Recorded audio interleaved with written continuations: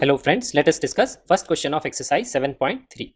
How many 3-digit numbers can be found by using the digits from 1 to 9 if no digit is repeated? तो ये हमारा question है। इस question को मैं सॉल्व करूंगा based on the concept of NCR और एनपीआर। ठीक है, इस टाइप का क्वेश्चन इसी एक्सरसाइज के इसी चैप्टर के एक्सरसाइज 7.1 में भी है। वहां पे ये क्वेश्चन मैंने सॉल्व किया था using fundamental principle of counting. ठीक है, इस एक्सरसाइज के क्वेश्चन में सॉल्व करूंगा यूजिंग एनसीआर कॉन्सेप्ट। ठीक है, तो सबसे पहले हमको किसी भी क्वेश्चन को पीएनसी में सॉल्व करना है तो हमको पहले फाइंड आउट करना होता है इवेंट क्या है। इस क्वेश्चन में इवेंट है to make A 3-digit number. वही हमारा क्वेश्चन है, हमको 3-digit नंबर बनाना है। ठीक है, तो पहले मैं आपके साथ डिस्कस करता हूँ कॉन्सेप्ट ऑफ एनसीआर कि उस कॉन्सेप्ट को हम कैसे यूज़ करते हैं इवेंट के लिए, कोई भी क्वेश्चन को सॉल्व करने के लिए। तो उसमें दो पार्ट होते हैं, फर्स्ट सेलेक्ट देन अरेंज। हर क्वेश्चन को हम इसी तरह से करते हैं, पहले हम सेलेक्ट करते हैं फिर हम उन ऑब्जेक्ट्स को अरेंज करते हैं। सेलेक्ट करने के लिए हम जो फॉर्मूला यूज़ करते हैं वो यूज़ करते हैं एनसीआर। इसका मतलब होता है select are objects from N different objects. तो एन ऑब्जेक्ट्स में से आर ऑब्जेक्ट सेलेक्ट करने का ये फॉर्मूला है। ठीक है, हाँ ये हमेशा ध्यान रखिए, ये फॉर्मूला तभी लगेगा जब डिफरेंट ऑब्जेक्ट्स है। क्वेश्चन में लिखा हुआ भी है डिजिट इज नॉट रिपीटेड, इसका मतलब objects are different. Digit repeat करती है मतलब सेम ऑब्जेक्ट सेम डिजिट दो बार है, तो इसका मतलब ऑब्जेक्ट्स डिफरेंट नहीं है। एक कोई भी ऑब्जेक्ट एक से ज़्यादा बार आ सकती है। ठीक है, तो इस क्वेश्चन में ये फॉर्मूला यूज़ कर सकता हूँ मैं। और फिर मैंने अगर आर ऑब्जेक्ट सेलेक्ट कर ली है तो उनको अरेंज करने का तरीका होता है, उसका जो फॉर्मूला है वो होता है आर फैक्टोरियल, आर ऑब्जेक्ट्स को अरेंज करने का तरीका। ठीक है, तो क्वेश्चन में हमको कैसे पता लगता है ये कॉन्सेप्ट लगाना है, उस क्वेश्चन में जनरली यही लिखा होता है नो रिपीटेशन इज अलाउड। तो रिपीटेशन अगर नहीं है तो हम ये फॉर्मूले लगा सकते हैं सेलेक्ट और अरेंज करने के लिए। ठीक है, तो अगर हम किसी भी इवेंट को दो पार्ट्स में ब्रेक कर सकते हैं सेलेक्ट और अरेंज के फॉर्म में, तो total number of days of completion of event, या फिर इस क्वेश्चन में आएगा टोटल 3-digit नंबर्स कितने होंगे, उसका फॉर्मूला हम क्या होता है यूज़ करते हैं मल्टीप्लिकेशन प्रिंसिपल। हम मल्टीप्लाई करेंगे nCr multiplied by r factorial, वो एनपीआर के बराबर भी होता है। मैं जनरली एनसीआर का कॉन्सेप्ट यूज़ करता हूँ क्योंकि ये कॉन्सेप्ट हर जगह काम आता है, एनपीआर हर जगह काम नहीं आता। पहले हमेशा मैं सेलेक्ट करता हूँ फिर हमेशा मैं अरेंज करता हूँ। तो जब तक इवेंट कंप्लीट नहीं होती तब तक हम उन टर्म्स को क्या करते हैं मल्टीप्लाई, इसको बोलते हैं मल्टीप्लिकेशन प्रिंसिपल। इस इवेंट की दो स्टेजेस हैं, फर्स्ट सेलेक्ट देन अरेंज। अब देखिए ये कॉन्सेप्ट मैं इस क्वेश्चन में कैसे लगाऊंगा। मुझे बनाना है 3-digit नंबर, तो मैं बना लेता हूँ 3 बॉक्सेस। तो इसमें मुझे 3 प्लेसेस फिल करनी है। So there are 3 places to fill from 9 digits 1 to 9। ये 9 डिजिट्स से मुझे 3 प्लेसेस फिल करनी है। तो हमेशा ध्यान रखिए, तो पहला स्टेप क्या होगा, मुझे करना है सेलेक्ट। सेलेक्ट कौन करेगा, सेलेक्ट हमेशा वो करता है जो लेस इन नंबर होते हैं। So places will select 3 digits out of 9 digits. तो हमारा फर्स्ट स्टेप यही है, selection of 3 digits from 9 digits. तो पहले हम इन तीन प्लेसेस के लिए 3 डिजिट सेलेक्ट करेंगे। तो 9 डिजिट्स में से 3 डिजिट सेलेक्ट करना है तो वो आएगा एनसीआर, वो होगा 9C3। तो ये फॉर्मूला यूज़ कर लिया हमने, तो हमने 3 डिजिट सेलेक्ट कर ली। तो हमारा फर्स्ट स्टेप कंप्लीट हो गया। आप सोचिए आपने 3 डिजिट्स ऑलरेडी सेलेक्ट कर ली है। अब क्या है, 3 प्लेसेस हैं और 3 ही डिजिट्स हैं। तो उन 3 डिजिट्स को 3 प्लेसेस में अरेंज करेंगे। Arrange are objects in r places, उसका फॉर्मूला होता है आर फैक्टोरियल। तो यहाँ पे हम लगाएंगे arrange the selected 3 digits in 3 places, तो उसका फॉर्मूला आएगा 3 फैक्टोरियल। अब ये मैंने दो पार्ट्स में क्वेश्चन को ब्रेक किया, सेलेक्ट एंड अरेंज। फिर मेरे को टोटल 3-digit नंबर निकालने हैं, तो मैं क्या करूँगा, इनको मल्टीप्लाई करूँगा। क्योंकि इवेंट जब तक कंप्लीट नहीं होती, जो भी आप स्टेप्स करते हैं सेलेक्ट अरेंज, फिर आगे और भी सेलेक्ट अरेंज हो सकता है। सेकंड क्वेश्चन अगर आप देखेंगे तो उसमें एक स्टेप और है सेलेक्ट और अरेंज का। ठीक है, तो हम उनको सबको मल्टीप्लाई करते हैं क्योंकि जब तक इवेंट कंप्लीट नहीं है। अभी हाँ इवेंट कंप्लीट होगी। इवेंट क्या है, फॉर्मेशन ऑफ 3-digit नंबर। जब हमने 3 digit सेलेक्ट करी थी तो 3 digit हमने बनाया नहीं था नंबर, अब हमने अरेंज भी कर दिया तो हमने 3-digit नंबर बना भी लिया है। तो ये इस क्वेश्चन का आंसर है। तो हमने देखिए अब ये कॉन्सेप्ट किस तरह से यहाँ पे लगाया। तो एक इंपॉर्टेंट कॉन्सेप्ट है, इसको आप ध्यान रखिएगा। अब उसके बाद में सिर्फ कैलकुलेशन है। मैं फॉर्मूला यूज़ करूँगा एनसीआर का, यहाँ पे 9C3। तो एनसीआर का फॉर्मूला होता है N factorial by r factorial n minus are factorial. तो 9C3 को मैं लिख सकता हूँ, या फिर मैं इनका मल्टीप्लिकेशन किस तरह से लिख सकता हूँ, the total 3-digit numbers will be 9 factorial divided by 3 factorial और डिफरेंस ऑफ 9 और 3 that will B 6 factorial multiplied by 3 factorial. ये सिर्फ डेफिनेशन मैंने लगाई है। 3 फैक्टोरियल्स विल कैंसिल आउट। फिर हम फैक्टोरियल्स की कैलकुलेशन कैसे करते हैं, जो ऊपर फैक्टोरियल होता है जो बड़ा फैक्टोरियल, उसको हम रिड्यूस करते हुए लिखते हैं using the definition of n factorial. वो आएगा 9 multiplied by 8 multiplied by 7 multiplied by 6 factorial divided by 6 factorial, ताकि हम 6 फैक्टोरियल्स को कैंसिल आउट कर सकें। और ये कैलकुलेशन अगर हम करेंगे तो ये वैल्यू आ जाएगी 504। तो ये हमारे इस क्वेश्चन का आंसर है। टोटल 3-digit नंबर्स कितने हैं, 504। सो this concludes the solution of this question. Thank you so much for watching this video and don't forget to subscribe to our channel and like this video. Welcome back guys. Let us discuss second question of exercise 7.3. How many 4-digit numbers are there with no digit repeated? तो इस question में भी मैं same ही concept apply करूंगा जो मैंने first question में discuss किया था। वो कॉन्सेप्ट मैं यहाँ पे फिर से एक बार डिस्कस करता हूँ। ठीक है, तो पहला स्टेप होता है हमको निकालना है इवेंट है the formation of 4-digit number. तो हमको 4-digit नंबर बनाना है। इस क्वेश्चन को सॉल्व करूंगा using the concept of NCR. वो कॉन्सेप्ट क्या है यहाँ पे देखिए, वो कॉन्सेप्ट है कि अगर हम किसी भी इवेंट को दो पार्ट में ब्रेक कर सकते हैं, सेलेक्ट एंड अरेंज। हमेशा ऐसे ही हम ब्रेक करेंगे, सेलेक्ट करेंगे और अरेंज करेंगे।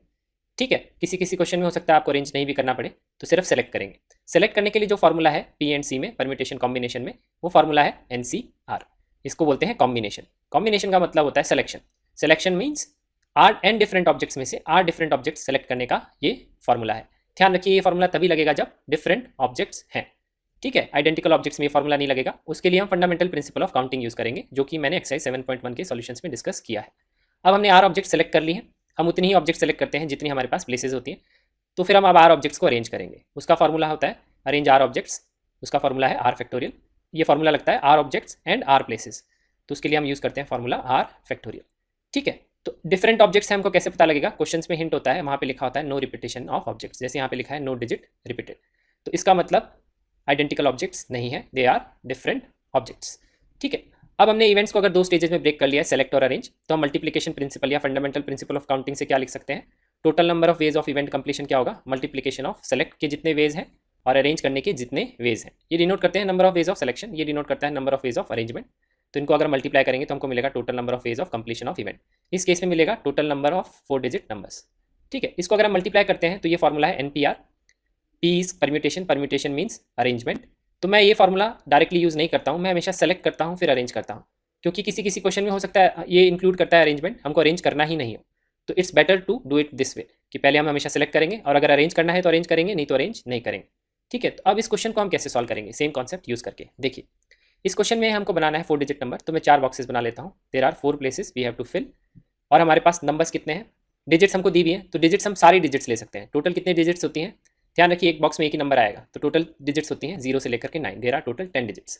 तो इन 10 डिजिट्स में मुझे इन पोजीशंस में फिल करना है, इस तरह से फिल करना है कि डिजिट्स रिपीट नहीं होंगी, ठीक है। सेम टाइप के क्वेश्चन हमने फंडामेंटल प्रिंसिपल ऑफ काउंटिंग में भी किए हैं। मैं यहाँ पे इस कॉन्सेप्ट को यूज करके सॉल्व करूँगा। अब देखिए, तो इसके लिए हम क्या करेंगे? सेलेक्ट और अरेंज। लेकिन अब हमेशा ध्यान रखिए फर्स्ट प्लेस में अगर आप नोटिस करेंगे तो 0 फर्स्ट प्लेस में नहीं आ सकता। तो इस चीज़ को मैं बोलता हूँ रेस्ट्रिक्शन। हमेशा क्या होता है, अगर क्वेश्चन में रेस्ट्रिक्शन हमको पता है, क्वेश्चन में रेस्ट्रिक्टेड प्लेस क्या है, या कभी क्वेश्चन में लिखा होता है कि फर्स्ट पोजीशन पे हमेशा ये नंबर आएगा, लास्ट पोजीशन पे हमेशा ये नंबर आएगा, नंबर इवन नंबर है तो उसमें लास्ट पोजीशन पे जो होता है वो रेस्ट्रिक्शन होता है। तो ये इसको बोलता हूँ मैं रेस्ट्रिक्टेड प्लेस। हमेशा रेस्ट्रिक्टेड प्लेस फाइंड करने की कोशिश करिए, क्वेश्चन में हमेशा गिवन होता है या फिर वो हिडन होता है, हमको फाइंड आउट करना होता है। तो हमेशा अगर इस तरह से रेस्ट्रिक्टेड प्लेस है तो फिर से हम सेलेक्ट अरेंज करेंगे, लेकिन पहले हम हमारा जो फर्स्ट स्टेप होगा वो हम इस रेस्ट्रिक्टेड प्लेस के लिए सेलेक्ट और अरेंज करेंगे, फिर ये जो बाकी प्लेसेस हैं जो अनरेस्ट्रिक्टेड प्लेस है उनके लिए सेलेक्ट अरेंज करेंगे। तो इस क्वेश्चन में जो इवेंट कंप्लीशन होगा वो एक से ज़्यादा बार सेलेक्ट और अरेंज आएगा। तो फर्स्ट स्टेप होगा हमारा इस पोजीशन के लिए, प्लेस 1 के लिए सेलेक्ट करेंगे हम, एक ही पोजीशन है तो हम एक ही डिजिट सेलेक्ट करेंगे। टोटल डिजिट्स कितनी है? 9। 0 नहीं है क्योंकि यहाँ पे 0 नहीं आ सकता। तो फर्स्ट प्लेस के लिए हम सेलेक्ट करेंगे 9 डिजिट्स में से, that will be our first stage of the event. Select 1 digit from 9 digits, तो उसके लिए हम फॉर्मूला यूज करेंगे NCR, select R digit from N digits. तो यहाँ पे आएगा 9C1। तो हमने क्या किया, फर्स्ट पोजीशन के लिए एक डिजिट सेलेक्ट कर ली। तो क्वेश्चन हमारा यही है, अभी हम रेस्ट्रिक्टेड प्लेस को फिलिंग कर रहे हैं।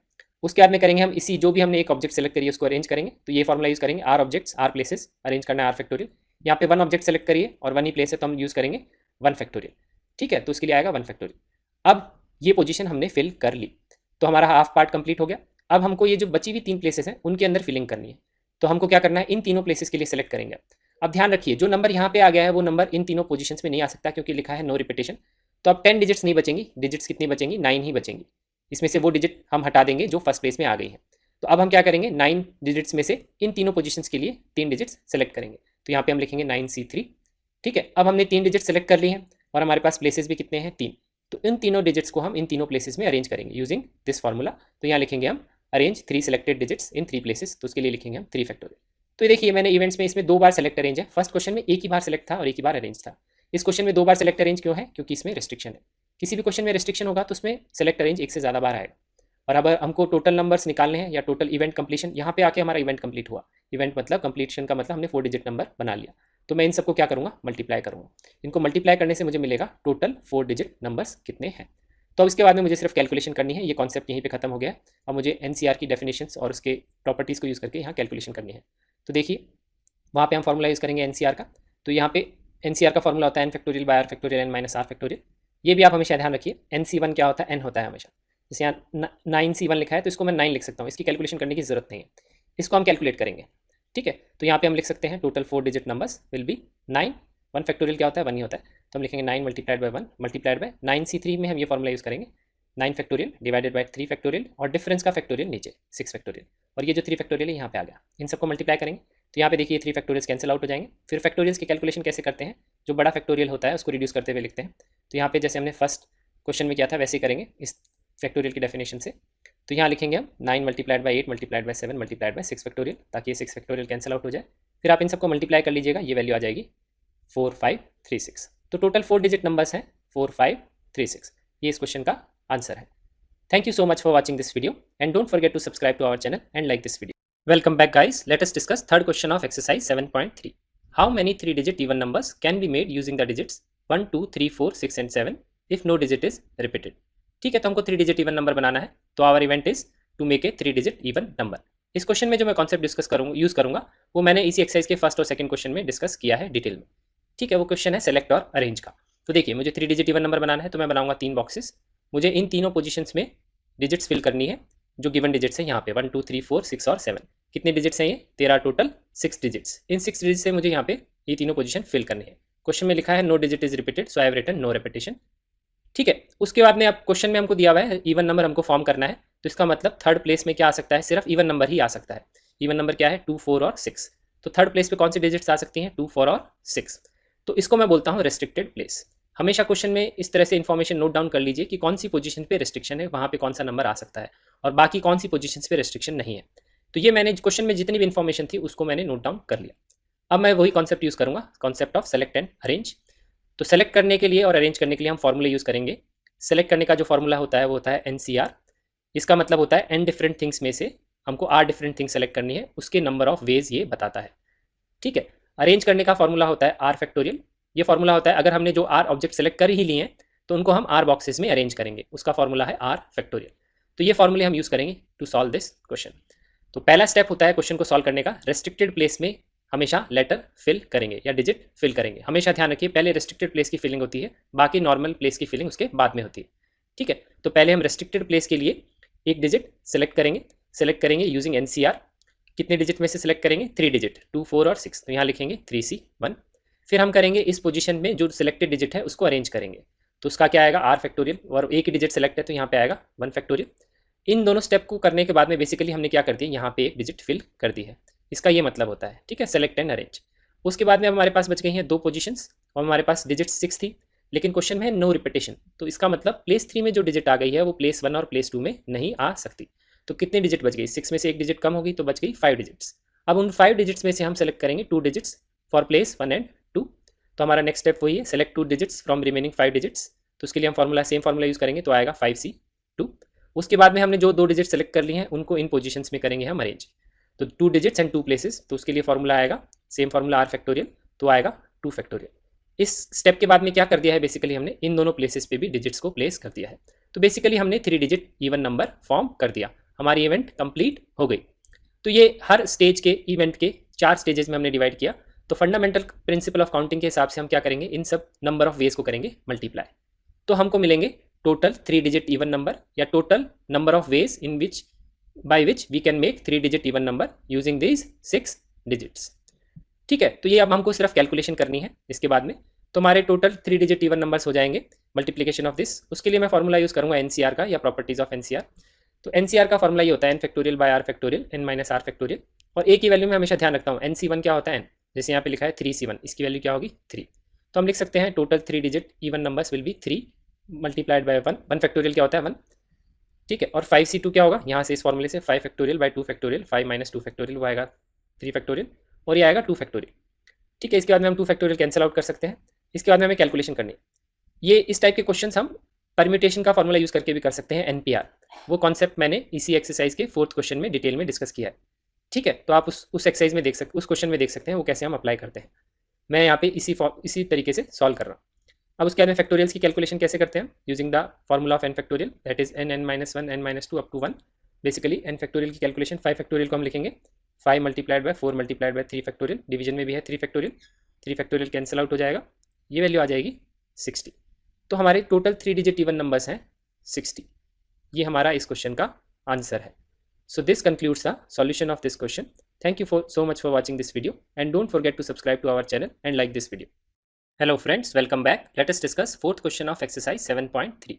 Find the number of 4 digit numbers that can be formed using the digits 1, 2, 3, 4, 5 if no digit is repeated. How many of these will be even? ये हमारा क्वेश्चन है, इसके 2 पार्ट हैं। हमको पहले पार्ट में निकालना है number of 4 digit numbers that can be found using this, और फिर हमको निकालना है number of 4 digit even numbers. ठीक है, इस क्वेश्चन को मैं सॉल्व करूंगा using the concept of NPR. वो स्टार्टिंग के जो 3 क्वेश्चन थे उसमें मैंने एनसीआर का कॉन्सेप्ट लगाया था, यहाँ पे मैं एनपीआर का कॉन्सेप्ट डिस्कस करूंगा। तो एकदम ध्यान से देखिएगा इसको।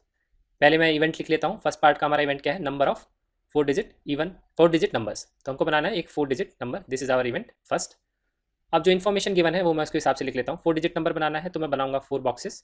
तो हमको ये 4 प्लेसेस फिल करनी है to make a 4 digit number. तो we have to fill 4 places. Digits जो हमको यूज़ करनी है वो है 1 2 3 4 5 डिजिट्स में से, and there is no repetition. Question में लिखा है नो डिजिट इज रिपीटेड। तो ये इन्फॉर्मेशन हमको गिवन है। अब मैं आपके साथ डिस्कस करता हूँ कॉन्सेप्ट ऑफ एनपीआर। ठीक है, तो एनपीआर को इस तरह से लिखा हुआ होता है, number of permutation of N different objects taken R at a time. इसका मतलब क्या होता है, देखिए पी जो होता है परम्यूटेशन, परम्यूटेशन का मतलब होता है बेसिकली, उस सेंटेंस का मतलब ये होता है कि number of ways to select are objects from N different objects. तो आर ऑब्जेक्ट सेलेक्ट करेंगे from N different objects and then arrange them in R boxes. तो जो आर ऑब्जेक्ट्स हमने सेलेक्ट की हैं फिर उसको अरेंज करेंगे आर बॉक्सेस में। इसी चीज़ को लिखते हैं number of permutation of N different objects taken R at a time. ध्यान रखिए एन डिफरेंट ऑब्जेक्ट्स हैं, आइडेंटिकल ऑब्जेक्ट्स में ये फॉर्मूला नहीं अप्लाई होता है। तो डिफरेंट ऑब्जेक्ट्स का जो हिंट होता है जनरली उसमें क्वेश्चन में नो रेपिटेशन लिखा हुआ होता है। अगर रेपिटेशन का क्वेश्चन है तो हम वो क्वेश्चन सॉल्व करते हैं फंडामेंटल प्रिंसिपल ऑफ काउंटिंग से। तो इस क्वेश्चन में मुझे बनाना है 4 डिजिट नंबर। तो how I will do that, मैं क्या करूंगा, इन 5 डिजिट्स में से सेलेक्ट करूंगा 4 डिजिट्स और उन 4 डिजिट्स को अरेंज करूंगा इन 4 प्लेसेस में। तो इसी तरह से हम बनाएंगे ये 4 डिजिट नंबर। तो उस फॉर्मूले का भी यही मतलब है। तो यहाँ पे आएगा 5p4। इसका मतलब है select 4 digits from 5 digits and arrange the selected 4 digits in 4 boxes. तो एनपीआर का ये मतलब होता है। ठीक है, तो अगर मैं लिखता हूँ 5p4, इसका मतलब क्या है, पहले मैंने 4 डिजिट सेलेक्ट करी और उन 4 डिजिट्स को मैंने इन प्लेसेस में अरेंज कर दिया। तो इनको मैं अरेंज किया तो मेरा क्या बन गया, 4 डिजिट नंबर। और ये बताता है number of ways of making 4 digit number. तो उससे हमको मिलेगा total number of 4 digit numbers. ठीक है, तो एनपीआर के फॉर्मूले को अब हम यूज़ करेंगे। एनपीआर का फॉर्मूला है n factorial divided by n minus r factorial. इसको मैं इस तरह से ध्यान रखता हूँ, द टॉप पार्ट का factorial and top and base का डिफरेंस का फैक्टोरियल। तो यहाँ पे आएगा टॉप इज 5 तो आएगा 5 फैक्टोरियल, फिर टॉप माइनस बॉटम ये जो बेस है वो आएगा 5 माइनस 4 फैक्टोरियल। कैलकुलेशन करेंगे अब, ये आएगा 5 फैक्टोरियल बाय 1 फैक्टोरियल। 1 फैक्टोरियल तो 1 ही होता है। 5 फैक्टोरियल को हम कैसे लिखते हैं, 5 multiplied by 4 multiplied by 3 multiplied by 2 multiplied by 1। ये वैल्यू आ जाएगी 120। तो टोटल 4 डिजिट नंबर्स हैं 120। ये हमारे फर्स्ट पार्ट का आंसर है। सेकंड पार्ट में हमको निकालना है कितने इवन 4 डिजिट नंबर्स हैं। तो हमारा सेकंड इवेंट है is to make a 4 digit even number. इसमें थोड़ा सा डिफरेंस आएगा। देखिए अगर इवन नंबर है तो यहाँ पे क्या चेंज आएगा कि प्लेस 4 में अब क्या आ सकता है, सिर्फ जो यहाँ से जो इवन डिजिट है वही आ सकता है। तो प्लेस 4 में है रिस्ट्रिक्शन। प्लेस 4 में कौन से डिजिट्स आ सकते हैं, 2 और 4। तो इसको मैं बोलता हूँ रिस्ट्रिक्टेड प्लेस। ठीक है, तो अगर इस तरह से कभी क्वेश्चन में होता है कि किसी प्लेस पे रिस्ट्रिक्शन है, वहाँ पे कोई पर्टिकुलर डिजिट या कोई पर्टिकुलर लेटर आ सकता है, तो पहले हमेशा इस पोजीशन के लिए हम सेलेक्ट और अरेंज करते हैं यूजिंग दिस फार्मूला। फिर बाकी तीनों पोजीशंस के लिए सेलेक्ट और अरेंज करेंगे using this formula of NPR. तो अब हमको इस पोजीशन के लिए सेलेक्ट करना है और अरेंज करना है। कितने डिजिट्स हैं, 2 डिजिट्स हैं। तो मैं यहाँ पे यूज़ करूँगा सेलेक्ट एंड अरेंज एक डिजिट के लिए, क्योंकि एक ही पोजीशन है। तो यहाँ पे आएगा 2p1। उसके लिए हम क्या यूज़ करेंगे, select 1 digit from 2,4 for place 4 and arrange. तो आएगा 2p1, सेम कॉन्सेप्ट। फिर अब ये पोजीशन हमने फिल कर दी। अब जो बच गई हैं ये 3 रिमेनिंग पोजीशंस बच गई हैं वेकेंट। इसके लिए हम सेम चीज़ करेंगे, select 3 digits from remaining 4 digits. ये ध्यान रखिए जो डिजिट यहाँ पे आ गई है क्योंकि रिपीटेशन नहीं है तो बाकी पोजीशंस में नहीं आ सकती, तो इसीलिए हमने लिखा है रिमेनिंग 4 डिजिट्स। तो 4 में से हमको 3 डिजिट सेलेक्ट करनी है और अरेंज करना है, तो हम लिखेंगे 4p3। ठीक है, तो ये जब हम इस तरह से लिखते हैं 4p3, इसका मतलब मैंने इन तीनों पोजीशंस में भी डिजिट्स को फिल कर दिया। तो बेसिकली मेरा इवेंट कंप्लीट हो गया, मैंने 4 डिजिट इवन नंबर बना दिया। अब फंडामेंटल प्रिंसिपल ऑफ काउंटिंग से हम क्या करेंगे, नंबर ऑफ वेज, इन दोनों नंबर ऑफ वेज को हम क्या करेंगे, मल्टीप्लाई करेंगे। उससे हमको मिलेगा टोटल 4 डिजिट इवन नंबर्स। ठीक है, तो वो नंबर्स आ जाएंगे। हम सेम फॉर्मूला यूज़ करेंगे n factorial by n minus r factorial. तो यहाँ पे आएगा 2 factorial divided bye 2 minus 1 factorial, और यहाँ पे आएगा 4 factorial divided bye 4 minus 3 factorial. वो भी क्या है 1 फैक्टोरियल। 1 फैक्टोरियल 1 होता है, तो इसकी कैलकुलेशन कर लेंगे 2 मल्टीप्लाइड बाय 1, ये आएगा 4321। इसको मल्टीप्लाई करेंगे तो ये वैल्यू आएगी 48। तो ध्यान रखिए 48 इवन नंबर्स हैं। फर्स्ट पार्ट में आंसर आया था 120 थे टोटल 4 डिजिट नंबर्स। तो अगर हमको क्वेश्चन में निकालना होता 4 डिजिट ऑड नंबर्स, तो हम क्या कर सकते हैं, 120 माइनस 48 भी कर सकते हैं। तो ये कोई ज़रूरी नहीं है, इनमें से एक ही पार्ट आता है क्वेश्चन जनरली, या तो 4 डिजिट इवन नंबर या 4 डिजिट ऑड नंबर या सिर्फ 4 डिजिट नंबर। तो ध्यान रखिए इस तरह से हम कॉन्सेप्ट को यूज़ करते हैं। आप एक असाइनमेंट की तरह कर लीजिए 4 डिजिट ऑड नंबर का, और ये कॉन्सेप्ट यूज़ करके आप अप्लाई करके आंसर निकालिए। आंसर आपको पता है 120 माइनस 48 आएगा। ठीक है, तो ये इस क्वेश्चन का सॉल्यूशन है। ये कॉन्सेप्ट बहुत ही इंपॉर्टेंट है, इसको ध्यान रखिएगा। So this concludes the solution of this question. Thank you so much for watching this video, and don't forget to subscribe to our channel and like this video. Welcome back, guys. Let us discuss fifth question of exercise 7.3. From a committee of 8 persons, in how many ways can we choose a chairman and a vice chairman, assuming one person cannot hold more than one position? तो पहले मैं ये जो information given है question की वो यहाँ पे लिख लेता हूँ। तो हमारे को क्या करना है क्वेश्चन में, हमको एक कमिटी से 8 पर्सन में से एक चेयरमैन और एक वाइस चेयरमैन सेलेक्ट करने हैं, चूज करने हैं। ठीक है, तो हमारा इवेंट है to choose a chairman and a vice chairman. ठीक है, तो मैं यहाँ दो बॉक्सेस बना लेता हूँ। तो पहला बॉक्स जो है वो रिप्रेजेंट करता है चेयरमैन को, सेकंड बॉक्स रिप्रेजेंट करता है वाइस चेयरमैन को। तो यहाँ पे हम देखेंगे इनके पास कितने ऑप्शंस हैं। ठीक है, अब हमको क्वेश्चन में इन्फॉर्मेशन गिवन है, there are 2 positions to fill from 8 persons but there is no repetition. अब नो रेपिटेशन कहाँ से हमको पता लगा, देखिए नो रेपिटेशन पता लगा हमको यहाँ से, one person can not hold more than one position. उसका मतलब है अगर जो पर्सन मैंने सेलेक्ट किया अगर वो फर्स्ट पोजीशन पे आ गया, वो फर्स्ट पोजीशन क्या हमारी चेयरमैन, तो वो सेम पर्सन वाइस चेयरमैन नहीं हो सकता। तो मतलब वो जो डिजिट या जो भी ऑब्जेक्ट है वो रिपीट नहीं हो सकता, इसलिए हमने लिखा नो रेपिटेशन। तो ये हमको क्वेश्चन में इन्फॉर्मेशन गिवन है। इस क्वेश्चन को सॉल्व करने के लिए मैं सेम कॉन्सेप्ट यूज करूंगा एनपीआर, जो मैंने डिस्कस किया था डिटेल में क्वेश्चन 4 में। ठीक है, तो वो कॉन्सेप्ट है एनपीआर का। एनपीआर का मतलब होता है number of ways to select r objects from N different objects. Different objects ही होने चाहिए। सेलेक्ट करेंगे आर ऑब्जेक्ट्स को, फिर आर ऑब्जेक्ट्स को अरेंज करेंगे आर बॉक्सेस में। तो ये दोनों चीज़ उसमें इंक्लूडेड होती है एनपीआर में। ये इंपॉर्टेंट है कि डिफरेंट ऑब्जेक्ट्स में से ही हम सेलेक्ट करते हैं और अरेंज करते हैं। ठीक है, तो अगर हमको 8 पर्सन में से 2 पोजीशंस फिल करनी है तो हम क्या करेंगे, 8 पर्सन में से 2 पर्सन सेलेक्ट कर लेंगे फॉर दीज 2 बॉक्सेस, और फिर हम क्या कर लेंगे, इन दोनों बॉक्सेस में उनको अरेंज कर लेंगे। ठीक है, we have to select 2 person from 8 person and arrange them in 2 positions. अगर हम सेलेक्ट करेंगे तो और अरेंज करेंगे तो उसको लिखेंगे हम 8p2। जैसे ही मैं ये लिखता हूँ इसका मतलब मैंने ये दोनों बॉक्सेस फिल कर दिए। ये दोनों बॉक्सेस फिल कर दिए, इसका मतलब मैंने चेयरमैन और वाइस चेयरमैन को चूज कर लिया है। इसको कंफ्यूज मत करिए, सेलेक्ट करना है। अगर सेलेक्ट करने के लिए जनरली हम एनसीआर का फॉर्मूला यूज करते हैं। तो यहाँ पे कुछ स्टूडेंट्स क्या करते हैं 8c2 लिख के आंसर छोड़ देते हैं, लेकिन यहाँ पे 8c2 नहीं आएगा, 8p2 आएगा, क्योंकि यहाँ पे पोजीशंस भी अलग अलग है। एक चेयरमैन है और एक वाइस चेयरमैन है। अगर हमको सिर्फ 2 पर्सन सेलेक्ट करने होते तो हम यहाँ पे 8c2 लिखते, लेकिन क्योंकि पोजीशंस अलग अलग हैं तो अरेंजमेंट मैटर करता है, इसीलिए हमने क्या किया 8p2 यूज़ किया। अब हम फॉर्मूला यूज़ करेंगे एनपीआर का। वो फॉर्मूला होता है N factorial divided by N minus are factorial. तो यहाँ पे लिखेंगे 8 factorial divided by 8 minus 2 factorial. इसको मैं ऐसे ध्यान रखता हूँ, टॉप पार्ट का फैक्टोरियल और टॉप माइनस बॉटम का फैक्टोरियल से डिवीजन। तो ये आएगा 8 फैक्टोरियल बाय 6 फैक्टोरियल। अब यहाँ पे मैं आपको बताता हूँ हम डिवीजन ऑफ फैक्टोरियल्स कैसे कैलकुलेट करते हैं। तो 8 फैक्टोरियल को हम लिख सकते हैं 8 multiplied by 7 up to 1, this is N factorial की डेफिनेशन। और 6 फैक्टोरियल को हम इस तरह से लिख सकते हैं। बुक्स में जनरली इतना बड़ा नहीं लिखा होता, हमको यहाँ पे दिख रहा है कि 6 से लेकर के 1 का जो मल्टीप्लिकेशन है ये न्यूमरेटर और डिनोमिनेटर से कैंसिल आउट हो जाएगा। तो ये जो पार्ट है 6 से लेकर के 1, इसको हम क्या लिख सकते हैं, बेसिकली इस पार्ट को लिख सकते हैं हम 6 फैक्टोरियल, क्योंकि एन फैक्टोरियल वही होता है। तो 6 फैक्टोरियल ये हो गया, और डिनोमिनेटर को भी हम एक्सपेंड नहीं करते, उसको भी क्या लिखते हैं हम 6 फैक्टोरियल।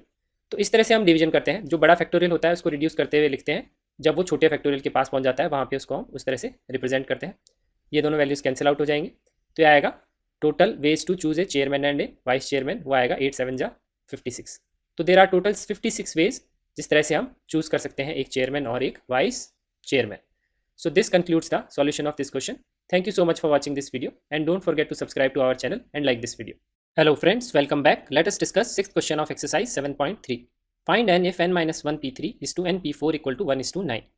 तो ये क्वेश्चन है based on the definition of NPR, उसके फॉर्मूले पे बेस्ड है। तो एनपीआर का फॉर्मूला होता है N factorial divided by N minus are factorial. ये फॉर्मूला मैं यूज़ करूँगा इस क्वेश्चन को सॉल्व करने के लिए, और जो मैं यूज़ करूँगा वो यूज़ करूँगा एन फैक्टोरियल का formula, that is N multiplied by N minus 1 N minus 2 up to 1। ठीक है, तो ये दोनों फॉर्मूले में यहाँ पे इस क्वेश्चन को सॉल्व करने के लिए यूज़ करूँगा। तो पहले ये जो गिवन इन्फॉर्मेशन है ये रेशो में हम इस तरह से लिख सकते हैं इसको, this upon this equal to 1 upon 9। तो ये हमको क्वेश्चन में इन्फॉर्मेशन गिवन है। तो पहले मैं क्रॉस मल्टीप्लाई कर लेता हूँ, ये 9 यहाँ आ जाएगा, NP4 यहाँ आ जाएगा। तो इसको हम इस तरह से लिख सकते हैं 9 times n minus 1 p3 equal to NP4। अब मैं यूज़ करूँगा NPR का फॉर्मूला। तो लेफ्ट हैंड साइड में ये जो पार्ट है यहाँ पे यूज़ करेंगे NPR का फॉर्मूला। तो इस फॉर्मूले को हम इस तरह से ध्यान रखते हैं, इसका ये टॉप पार्ट है, इसका ये बेस पार्ट है। तो टॉप का फैक्टोरियल और टॉप माइनस बेस का डिफरेंस का फैक्टोरियल। तो यहाँ पे अगर हम लगाएंगे तो टॉप क्या है n-1, तो न्यूमरेटर में आएगा n-1 फैक्टोरियल, और डिनोमिनेटर में आएगा n-1 माइनस 3 का फैक्टोरियल, वो क्या हो गया n-4 फैक्टोरियल। तो इस तरह से हम NPR का फॉर्मूला ध्यान रखते हैं। और राइट हैंड साइड में टॉप क्या है n, तो न्यूमरेटर में तो आएगा n फैक्टोरियल और डिनोमिनेटर में आएगा डिफरेंस n-4 फैक्टोरियल। तो ये मैंने NPR का फॉर्मूला लगा के ये जो गिवन हमको एक्सप्रेशन था इसको मैंने इस तरीके से लिख लिया। उसके बाद में आप नोटिस करेंगे n-4 फैक्टोरियल दोनों साइड से कैंसिल आउट हो जाएगा, और मैं क्या करूँगा ये जो फैक्टोरियल की टर्म को इसको यहाँ पे डिवाइड कर लूँगा। तो इसको मैं इस तरह से लिख सकता हूँ 9 equal to n factorial divided by n-1 factorial. तो हमने गिवन क्वेश्चन को NPR की डेफिनेशन फॉर्मूला यूज़ करके इस फॉर्म में कन्वर्ट कर लिया। अब हम यूज़ करेंगे फॉर्मूला ऑफ n फैक्टोरियल। तो n फैक्टोरियल या हम किसी भी नंबर का फैक्टोरियल निकालते हैं तो फॉर्मूला ये है कि उस नंबर को 1 से रिड्यूस करते जाएं n, फिर n-1, फिर 1 से रिड्यूस करेंगे n-2, और उसको तब तक रिड्यूस करेंगे टिल 1, और जितने भी नंबर्स आएंगे उनको करेंगे मल्टीप्लाई। तो सिमिलर तरीके से जब यहाँ पे लिखेंगे तो ये टॉप में तो ये आएगा n-1 n-2 से 1, डिनोमिनेटर में n-1 से स्टार्ट होगा क्योंकि वही नंबर है जिसका हमको फैक्टोरियल निकालना है, उसको हम रिड्यूस करेंगे बाय 1 तो n-2 n-3 और सो ऑन अप टू 1। तो आप ये नोटिस करेंगे ये जो पार्ट है और न्यूमरेटर में यहाँ से लेकर ये जो पार्ट है कैंसिल आउट हम कर सकते हैं। बुक्स में जनरली इस तरह से नहीं लिखा होता है, वो क्या करते हैं इस n फैक्टोरियल को इस तरह से लिखते हैं, जो न्यूमरेटर का ये पार्ट है हमको पता है ये क्या है n-1 फैक्टोरियल, तो उसको वो इस तरह से लिखते हैं n-1 फैक्टोरियल, और जो डिनोमिनेटर में n-1 फैक्टोरियल उसको एक्सपैंड नहीं करते हैं, उसको सिर्फ सेम फॉर्म में ही वो रहने देते हैं। बेसिकली इसके पीछे लॉजिक क्या है, डिवीजन ऑफ 2 फैक्टोरियल्स। ठीक है, तो उसमें हम क्या करते हैं जो बड़ा फैक्टोरियल होता है उसको हम रिड्यूस करते जाते हैं 1 से और मल्टीप्लाई करते हैं, और जो हमको छोटा फैक्टोरियल है जहाँ पे हमको मिल जाता है वहाँ पे हम इसको रोक के फैक्टोरियल लगा देते हैं। तो यहाँ पे देखिए अब ये दोनों टर्म्स कैंसिल आउट हो जाएंगे, इस तरह से बुक्स में जनरली लिखा हुआ होता है। तो यहाँ से n की वैल्यू आ जाएगी 9, तो इस क्वेश्चन का आंसर है 9। So this concludes the solution of this question. Thank you so much for watching this video and don't forget to subscribe to our channel and like this video. Welcome back guys. Let us discuss 7th question of exercise 7.3. तो मैं इसका first part solve करूंगा पहले।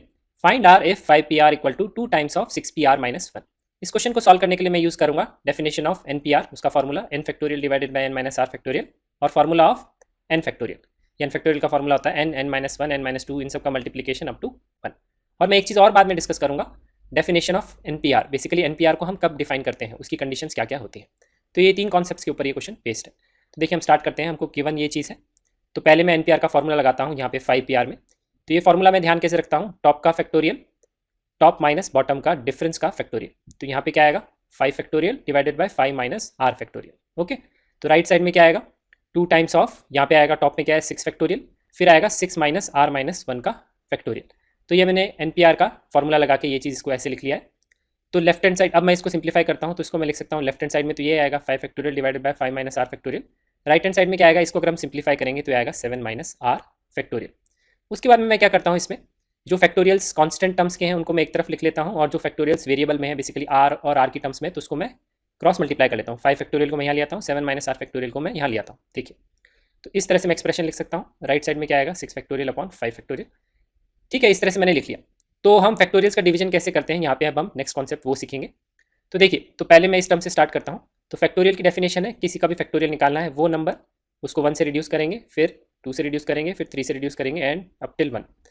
तो यहाँ पे number है 7 minus R, तो इसको लिखेंगे 7 माइनस आर, फिर 1 से रिड्यूस करेंगे तो 6 माइनस आर, फिर 1 से रिड्यूस करेंगे 5 माइनस आर, फिर 4 माइनस आर अप टिल 1। ये स्टार्ट होगा 5 माइनस आर से, तो 5 minus R, 4 minus R, 3 minus R up till 1। ठीक है, तो ये हमने दोनों के फैक्टोरियल्स को इस तरह से डिवाइड कर लिया। अब आप नोटिस करेंगे तो यहाँ से लेकर ये जो जितनी भी टर्म है अप टिल 1 और ये जो दोनों टर्म्स है ये हम कैंसिल आउट कर सकते हैं। बचेगा कितना पार्ट, सिर्फ इतना ही पार्ट बचेगा, 7 minus R multiplied by 6 minus are.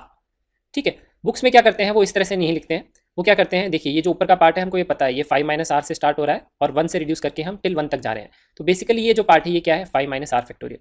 Denominator में भी क्या था, ये पार्ट भी है क्या 5 माइनस आर फैक्टोरियल। तो बुक्स में इस तरह की कैलकुलेशंस को ऐसे ही लिखा हुआ होता है, तो you should be familiar with this type of calculation. इसमें हम क्या करते हैं, जो बड़ा फैक्टोरियल है obviously 7 minus R will be greater than 5 minus R.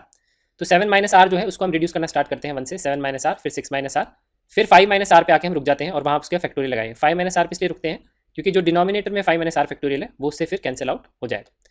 तो एक इंपॉर्टेंट कॉन्सेप्ट है डिवीजन ऑफ फैक्टोरियल्स में, हम इस तरह से कैलकुलेशन करते हैं जब वेरिएबल टर्म्स होती हैं तो भी। तो अब सेम कॉन्सेप्ट में अब यहाँ लगाता हूँ राइट हैंड साइड में। तो बड़ा फैक्टोरियल क्या है 6 फैक्टोरियल, तो मैं रिड्यूस करूँगा 6 को, तो पहले 6 आएगा फिर मल्टीप्लाइड बाय 5 पे मैं रुक जाऊँगा क्योंकि डिनोमिनेटर में क्या है 5 फैक्टोरियल। तो राइट हैंड साइड को हम सिमिलर तरीके से लिख सकते हैं 6 multiplied by 5 factorial by 5 factorial. ठीक है, तो हमको उतना बड़ा एक्सप्रेशन लिखने की जरूरत नहीं होती। आप नोटिस करेंगे ये दोनों टर्म्स कैंसिल आउट हो जाएंगे, यहाँ पे भी 5 फैक्टोरियल कैंसिल आउट हो जाएगा। तो ये पूरी कैलकुलेशन हमने सॉल्व करके आएगा multiplication of this equal to 12। तो इस कैलकुलेशन से आया 7 minus R 6 minus R multiplied equal to 12। ये सारी कैलकुलेशन मैंने यहाँ से हटा दी। तो वो जो कॉन्सेप्ट हमने सीखा था वो आप ध्यान रखिएगा, it's a very important concept जब हम वेरिएबल ऑफ फैक्टोरियल्स को डिवाइड करते हैं। अब ये क्वाड्रेटिक इक्वेशन हमको इसको सॉल्व करना है और आर की वैल्यू निकालनी है, तो आपको अच्छे से आता ही होगा। तो हम इसको सिंप्लीफाई करेंगे, पहले मल्टीप्लाई करके ये आ जाएगा इक्वल टू 12, फिर हम सारी टर्म्स को एक साइड में ले आएंगे तो इक्वेशन बनेगी R square minus 13r plus 30 equal to 0। उसके बाद में करेंगे मिडिल टर्म स्प्लिट, तो आएगा R square minus 3r minus 10r plus 30 equal to 0। अगर मिडिल टर्म आपसे स्प्लिट नहीं होती है तो आप क्वाड्रेटिक फॉर्मूला यूज़ करके भी आर की वैल्यू निकाल सकते हैं। फिर मैं इसमें से कॉमन लूँगा, फैक्टर्स करूँगा, तो ये आएंगे r minus 3 r minus 10 equal to 0। इससे r की दो वैल्यूज आ जाएंगी, r इक्वल टू 3 और r इक्वल टू 10। अब इसके हिसाब से तो हमारे फर्स्ट पार्ट के दो आंसर्स होने चाहिए, लेकिन अगर आप एनसीईआरटी में देखेंगे पीछे आंसर्स में सिर्फ एक ही आंसर गिवन है, r इक्वल टू 3। तो अब यहाँ पे एक बहुत नेक्स्ट इंपॉर्टेंट कॉन्सेप्ट स्टार्ट होता है, वो कॉन्सेप्ट है कि हम एनपीआर को कब डिफाइन कर सकते हैं, उसकी कंडीशंस क्या होती हैं। तो वो है नेक्स्ट कॉन्सेप्ट। देखिए, वो कॉन्सेप्ट ये है कि हम एनपीआर या फिर एनसीआर को कब डिफाइन कर सकते हैं। इस एक्सरसाइज में एनसीआर नहीं है लेकिन दोनों की कंडीशन सेम ही होती है, इसको बोलते हैं बाइनोमियल कोफिशिएंट। ठीक है, तो इनको कैसे हम कब डिफाइन कर सकते हैं, उसकी कंडीशन क्या है। पहली कंडीशन है उसकी कि ये जो आर है या फिर ये जो एन है, तो आर पे कंडीशन होती है R is a whole number, R N is a natural number and R lies between 0 to n। इसका मतलब क्या है, देखिए R is a whole number मतलब ये जो बेस का पार्ट है, ये जो बॉटम का पार्ट है, ये 0 से स्टार्ट होकर 0 1 2 3 4 इस तरह से हो सकता है। जो टॉप का पार्ट है जो n है वो 0 नहीं हो सकता, वो 1 से स्टार्ट होगा, 1 2 3 4 एंड सो ऑन। और जो बॉटम का पार्ट है उसकी मिनिमम वैल्यू 0 हो सकती है, वो तो हमने देख ही लिया होल नंबर।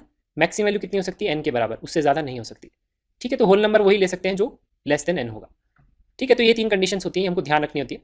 तो अगर हम यहाँ देखेंगे तो दो पी आर है, यहाँ पे एक 5 पी आर, तो इसमें क्या कंडीशन लगाएंगे, R should be between 0 to 5, maximum value क्या होगी 5 के बराबर होगी।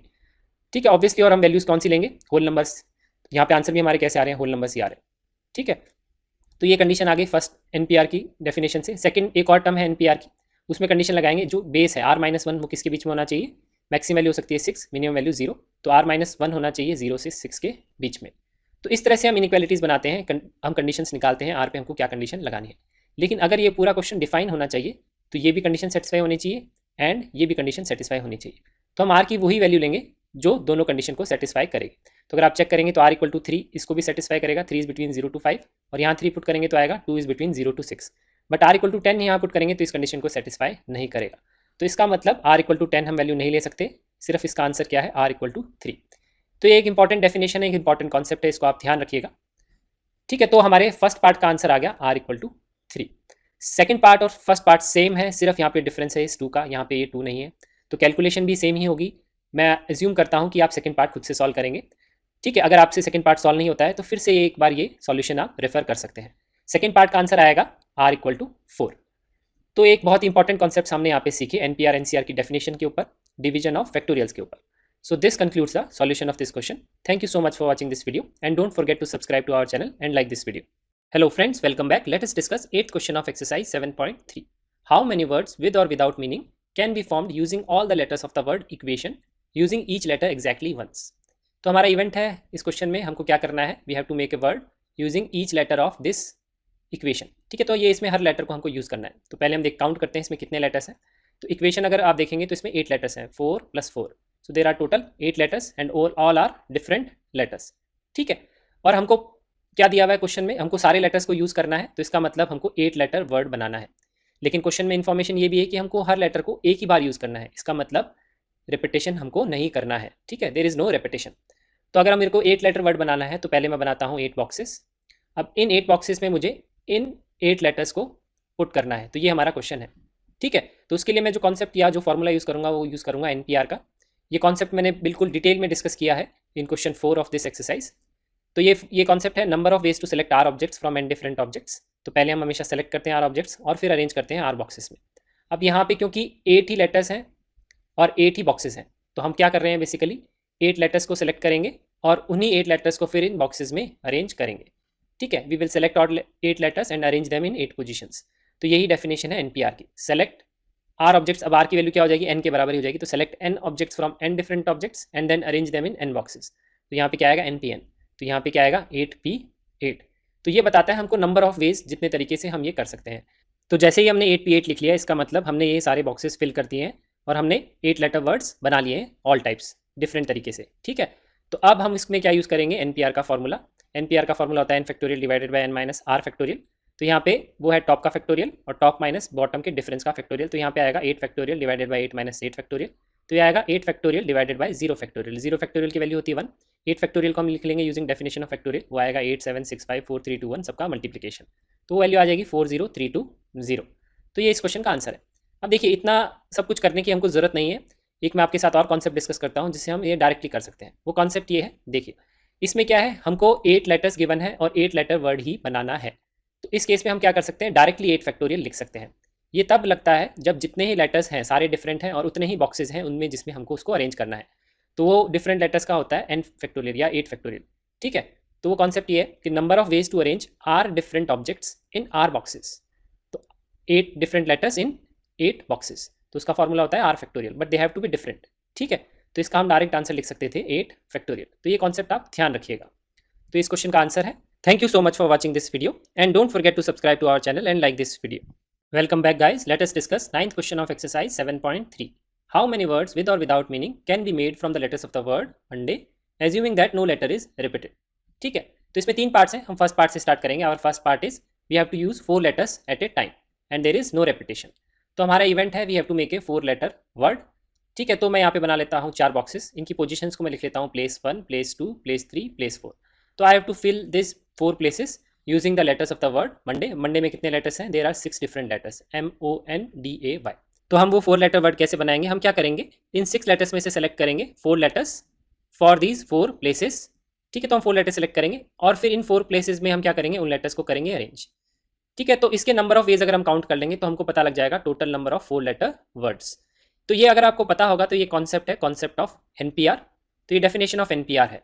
ठीक है, अगर आपको नहीं पता है तो इसी एक्सरसाइज का 4th क्वेश्चन देखिए, उसमें मैंने बड़े ही डिटेल में ये कॉन्सेप्ट को डिस्कस किया है। It means number of ways to select R objects from N objects. यहाँ पे कितने हैं? 6 ऑब्जेक्ट्स और हमको सेलेक्ट कितने करने हैं? 4 ऑब्जेक्ट्स। ठीक है, तो हमारा N 6 है, सेलेक्ट करने हैं 4 और उसको अरेंज करना है फिर 4 बॉक्सेस में। यहाँ पे R की वैल्यू क्या है? 4। तो यहाँ पे आएगा 6P4।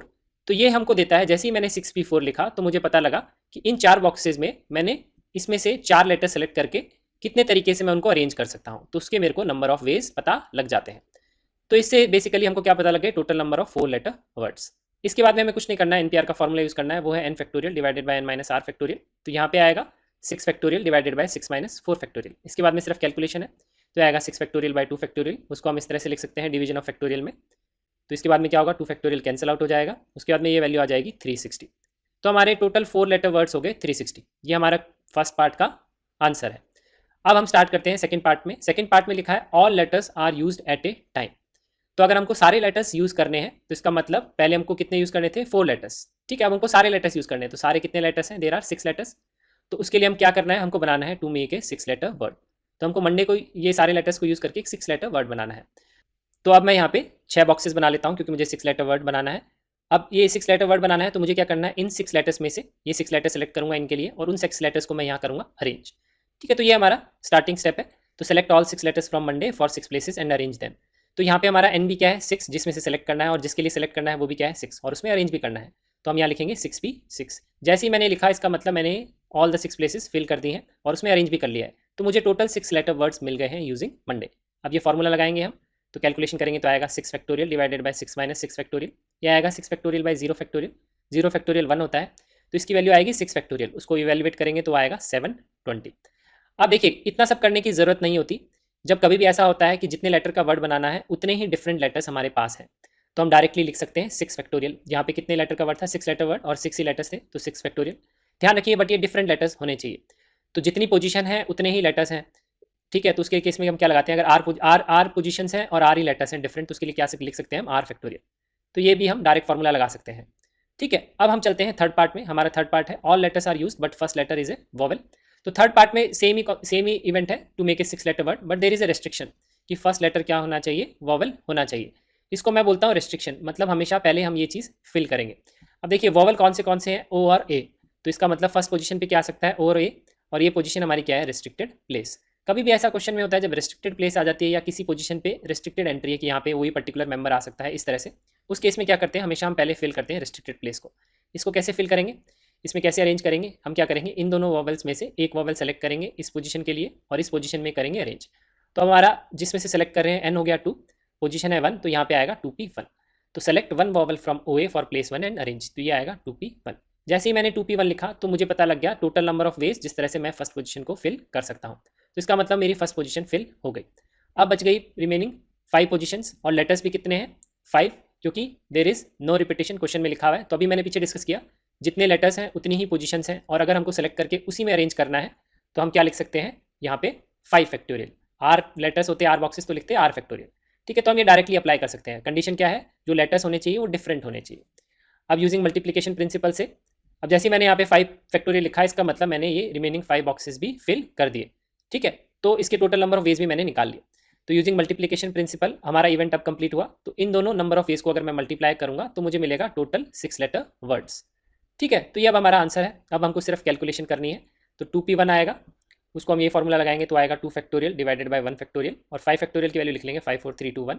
फिर इसको इवैल्यूएट करेंगे, मल्टीप्लाई करेंगे तो ये आएगा 240। तो ये हमारा है थर्ड पार्ट का आंसर। ये रेस्ट्रिक्टेड प्लेस का कॉन्सेप्ट ध्यान रखिएगा, ये काफ़ी क्वेश्चंस में आता है। ठीक है, So this concludes the solution of this question. Thank you so much for watching this video and don't forget to subscribe to our channel and like this video. Welcome back guys. Let us discuss 10th question of exercise 7.3. ये question एक बहुत ही important question है, not only from the point of view of CBSE but as well as JEE Main and JEE advance. इसमें मैं एक बहुत ही इंपॉर्टेंट कॉन्सेप्ट डिस्कस करूंगा, तो बिल्कुल ध्यान से देखिएगा इस वीडियो को. तो ये क्वेश्चन है, in how many of the distinct permutations of the letters in Mississippi do the 4 eyes not come together. तो इस तरह से जब भी क्वेश्चन आता है दे डोंट कम टुगेदर और दे ऑल कम टुगेदर, मतलब एक साथ में सारे हैं या एक साथ में सारे नहीं हैं, वो लेटर्स भी हो सकते हैं, वो नंबर्स भी हो सकते हैं, कुछ भी इस तरह से क्वेश्चन बन सकता है. तो उस तरह के क्वेश्चन में हम जो कॉन्सेप्ट अप्लाई करते हैं वो करते हैं बॉक्स मेथड. इसी एक्सरसाइज का जो 11th क्वेश्चन है उसका सेकंड पार्ट भी सेम कॉन्सेप्ट पे बेस्ड है. ठीक है, तो एकदम ध्यान से देखिएगा, ये क्वेश्चन काफ़ी कॉमन है, स्कूल में भी इस तरह के क्वेश्चंस आते हैं. तो देखिए ये क्वेश्चन हम सॉल्व कैसे करेंगे. पहले मैं लिख लेता हूँ ये लेटर मिसिसिपी. अब मैं इसमें काउंट कर लेता हूँ कितने लेटर्स हैं. अगर आप काउंट करेंगे तो आपको पता लगेगा देयर आर टोटल 11 लेटर्स. और यहाँ पे मैंने क्या किया, एस 4 टाइम्स आ रहा है, तो मैंने 4 टाइम्स 4 लेटर्स हैं एस, 4 लेटर्स हैं आई, 2 लेटर्स हैं पी के और 1 लेटर है एम. टोटल सम करेंगे तो 11 लेटर्स है. तो ये मैंने इन्फॉर्मेशन यहाँ पे लिख ली. ठीक है, उसके बाद में अब हम क्या करेंगे, ये इन्फॉर्मेशन क्यों लिखी है. अब यहाँ पे अगर आप नोटिस करेंगे आइडेंटिकल लेटर्स हैं कुछ, तो यहाँ पे जो कॉन्सेप्ट यूज होगा वो यूज आएगा आइडेंटिकल ऑब्जेक्ट्स का परम्यूटेशन. बेसिकली हम अरेंजमेंट कैसे करते हैं, वो कॉन्सेप्ट ये है, number of ways to arrange n objects in N boxes. अगर डिफरेंट ऑब्जेक्ट्स होती है तो बोलते हैं एन फैक्टोरियल, लेकिन एन ऑब्जेक्ट्स में से कुछ ऑब्जेक्ट्स अगर आइडेंटिकल हैं, जैसे पी ऑब्जेक्ट्स आइडेंटिकल हैं, क्यू ऑब्जेक्ट्स अलग आइडेंटिकल हैं और आर ऑब्जेक्ट्स अलग आइडेंटिकल हैं, तो उसका फॉर्मूला होता है N factorial divided by p factorial, q factorial and r factorial. ठीक है, तो यहाँ पे देखिए अगर आप नोटिस करेंगे तो यहाँ पे 4 लेटर्स हैं एस के, 4 लेटर्स हैं आई के और 2 लेटर्स हैं पी के. तो अगर मुझे इसमें मैं सबसे पहले मैं निकालता हूँ 4, बेसिकली मैं निकालता हूँ 11 लेटर वर्ड्स कितने बनेंगे. तो पहले मैं निकालता हूँ टोटल 11 लेटर वर्ड्स. तो मुझे 11 वर्ड्स का ही लेटर बनाना है, सॉरी 11 लेटर्स का ही वर्ड बनाना है. तो मेरे पास क्या है, 11 बॉक्सेस हैं, 11 लेटर्स हैं. तो सेम देखिए एन ऑब्जेक्ट्स एन बॉक्सेस, लेकिन कुछ आइडेंटिकल हैं. तो यहाँ पे अगर हम ये कॉन्सेप्ट लगाएंगे तो न्यूमरेटर में आएगा 11 फैक्टोरियल, डिनोमिनेटर में आएगा 4 फैक्टोरियल 4 फैक्टोरियल 2 फैक्टोरियल. ये कहाँ से आया, क्योंकि 4 आइडेंटिकल ऑब्जेक्ट्स हैं एस, 4 आइडेंटिकल ऑब्जेक्ट्स हैं आई और 2 आइडेंटिकल ऑब्जेक्ट्स हैं पी. तो इस तरह से हम आइडेंटिकल ऑब्जेक्ट्स का परम्यूटेशन करते हैं. ठीक है, सीबीएसई में इसी तरह के क्वेश्चन आते हैं जब हमको सारे डिजिट्स को ही यूज़ करना होता है, क्योंकि आइडेंटिकल ऑब्जेक्ट्स में सिलेक्शन का कॉन्सेप्ट सीबीएसई में नहीं है. ठीक है, तो इसी तरह से हम ये कॉन्सेप्ट लगाते हैं. तो अब इसके बाद में हम करेंगे इसकी कैलकुलेशन. इसकी कैलकुलेशन करेंगे तो आएगा 11 10 9 8 7 6 5. 4 फैक्टोरियल पे हम रुक जाएंगे ताकि हम 4 फैक्टोरियल को डिनोमिनेटर में से कैंसिल आउट कर सकें. आपको मेरे ख्याल से डिवीजन ऑफ फैक्टोरियल की कैलकुलेशन आती होगी. ठीक है, फिर हम ये इवैल्यूएट कर लेंगे तो ये वैल्यू आएगी 34,650.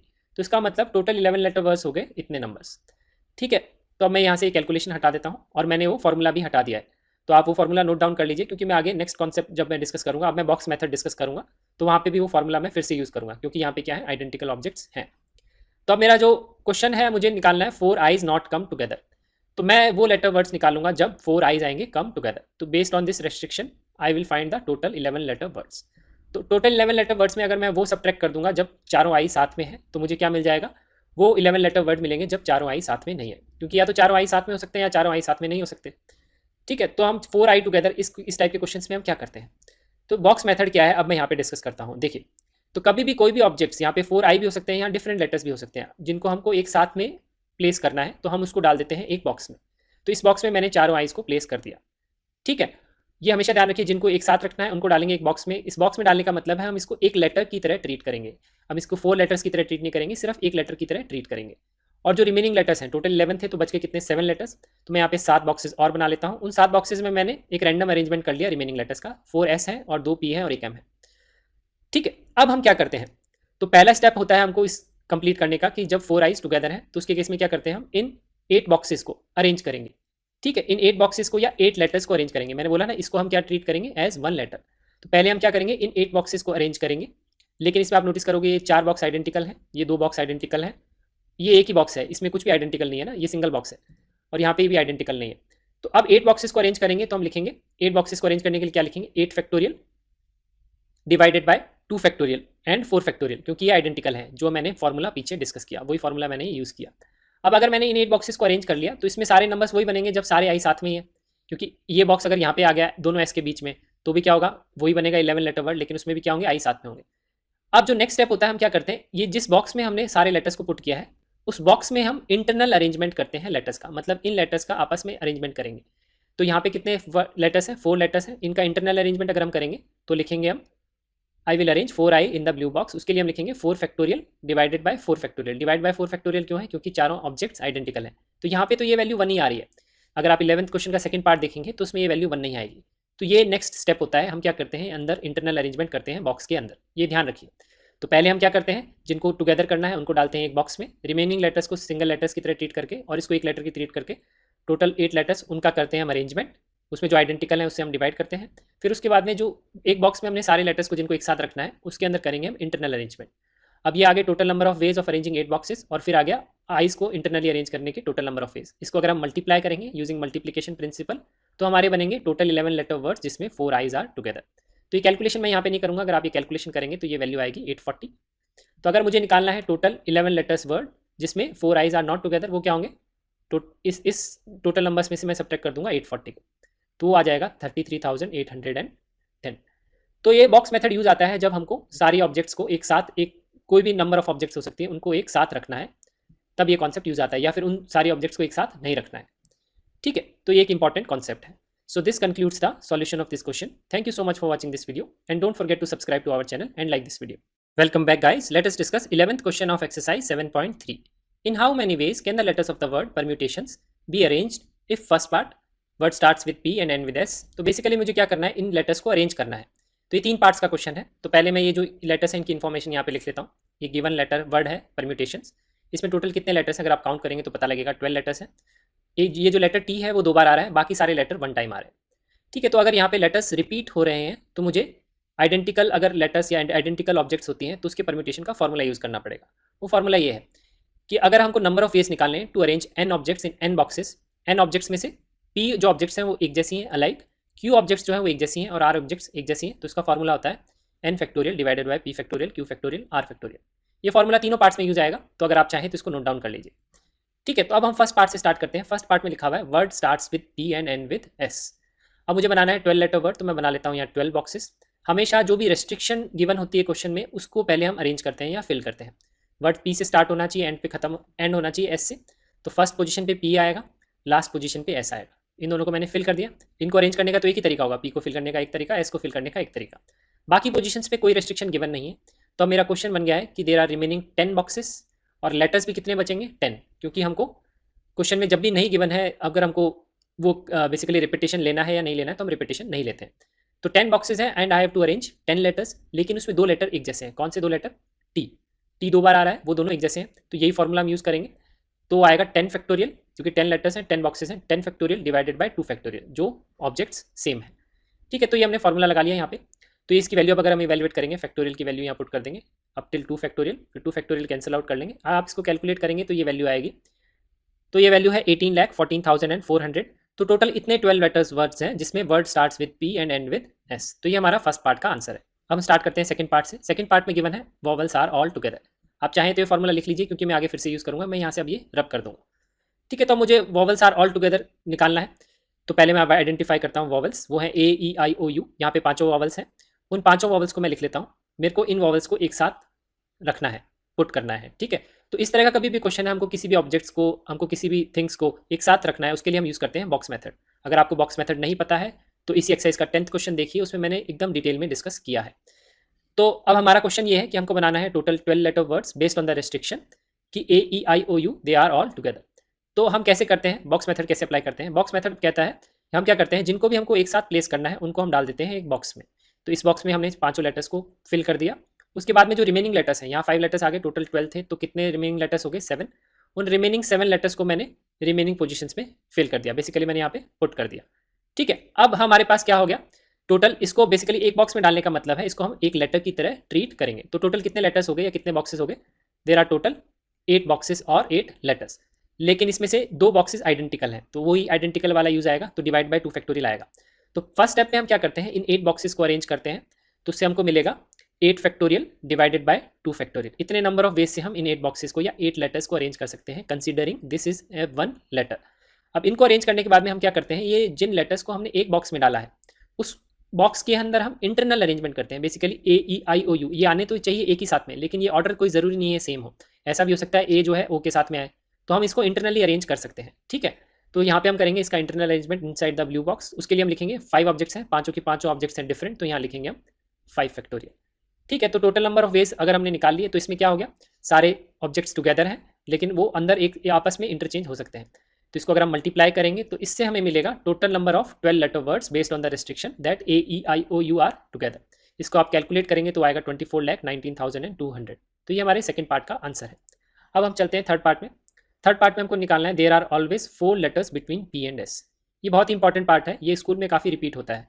ठीक है, तो देखिए हम इसको कैसे सॉल्व करते हैं। तो हमको कुछ मैंने बना लिया है 12 बॉक्सेस, वही हमको 12 लेटर वर्ड बनाना है। इनकी मैंने पोजीशंस को नंबरिंग कर दी 1 से लेकर के 12। क्वेश्चन में लिखा है 4 लेटर्स आने चाहिए P और S के बीच में। तो P और S के बीच में बॉक्सेस का डिफरेंस क्या होना चाहिए 4। अगर P फर्स्ट बॉक्स में आएगा तो S कौन से बॉक्स में आएगा, सिक्स्थ बॉक्स में आएगा, इसका ये मतलब है। तो देखिए, तो अगर P फर्स्ट बॉक्स में आएगा तो S सिक्स बॉक्स में आएगा। तो इस तरह से हम इनका P और S को अरेंज कर सकते हैं। हमेशा उनको फिल करते हैं जिस पे रेस्ट्रिक्शन है। तो पहले मैं P और S का अरेंजमेंट डिस्कस कर रहा हूँ यहाँ पे, ठीक है। तो अगर P फर्स्ट में आया तो S कहाँ आएगा, सिक्स में आएगा। उनके बीच में 4 लेटर्स का डिफरेंस होना चाहिए, यही हमारी कंडीशन है। लेकिन ये आपस में इंटरचेंज भी हो सकते हैं। अगर P यहाँ पे भी जा सकता है सिक्स्थ में, और S सिक्स्थ से कहाँ आ सकता है, 1 में आ सकता है। तो आपस में इंटरचेंज हो सकते हैं, लेकिन उनके बीच में 4 का डिफरेंस होना चाहिए। तो 1 और 6 पोजीशन के लिए टोटल कितने नंबर ऑफ वेज आ गए अरेंजमेंट के लिए, 2 वेज आ गए, ठीक है। और सिमिलर तरीके से अब अगर P सेकंड पोजीशन पे आएगा तो S कहाँ आएगा, 7th पोजीशन से, फिर वो आपस में इंटरचेंज कर सकते हैं। थर्ड जो तरीका होगा इनको प्लेस करने का होगा 3rd पोजीशन और 8th पोजीशन। फोर्थ तरीका होगा 4th position 9th position. Fifth तरीका होगा 5th position 10th position. Six तरीका होगा 6th position 11th position. 7th तरीका होगा 7th position and 12th position. इस तरह से हम P और S को प्लेस कर सकते हैं। तो 7 तरीके से हम उनको प्लेस कर सकते हैं, लेकिन हर उसमें अरेंजमेंट, हर उसमें पोजीशंस में वो आपस में इंटरचेंज कर सकते हैं, ठीक है। P आगे S पीछे, S आगे P पीछे। तो P और S को इस तरह से प्लेस करने के कितने तरीके हो गए, ताकि 4 letters between P and S होने चाहिए। तो पहले हम वो लिखेंगे। तो first we will arrange P and S, जिस पे रेस्ट्रिक्शन होती है हमेशा उसको अरेंज करते हैं। तो उसके कितने तरीके हो गए, 2 मल्टीप्लाइड बाय 7। तो हो गए there are total 14 ways in which we can arrange P and S, ताकि उनके बीच में कितने आएंगे, 4 लेटर्स। अब P और S को हमने प्लेस कर लिया इसमें से कोई भी पोजीशन पे। सपोज हमने फर्स्ट और सिक्स पे प्लेस कर लिया, तो 2 पोजीशन एक्वायर कर ली है P और S ने। अब बच के कितनी पोजीशन, 1 2 3 4, टोटल 12 थी। तो 10 पोजीशंस वेकेंट है, और बच गए कितने लेटर, 10 लेटर्स बच गए, लेकिन 2 लेटर्स आइडेंटिकल हैं। तो हमारा क्वेश्चन है 10 लेटर्स को प्लेस करना है 10 पोजीशंस में इन विच 2 लेटर्स आर आइडेंटिकल। तो हम फिर से वही फॉर्मूला यूज़ करेंगे जो मैंने पहले डिस्कस किया आइडेंटिकल के केस में। तो यहाँ आएगा 10 फैक्टोरियल डिवाइडेड बाय 2 फैक्टोरियल। तो ये मिल गया मेरे को इसके नंबर ऑफ वेज अरेंज करने के रिमेनिंग लेटर। तो यहाँ पे बन गया 12 लेटर वर्ड, जिसमें P और S के बीच में 4 का डिफरेंस है। बस ये कंडीशन में सेटिस्फाई करा ली। तो इसके नंबर ऑफ वेज अगर हमको निकालने तो हम इन दोनों को करेंगे मल्टीप्लाई। तो यहाँ पे वैल्यू आ जाएगी 2,54,16,100। तो इतने वर्ड्स बनेंगे। तो ये हमारा थर्ड पार्ट का आंसर है। तो इसमें हमने काफ़ी इंपॉर्टेंट कॉन्सेप्ट्स डिस्कस किए। This concludes the solution of this question. Thank you so much for watching this video, and don't forget to subscribe to our channel and like this video.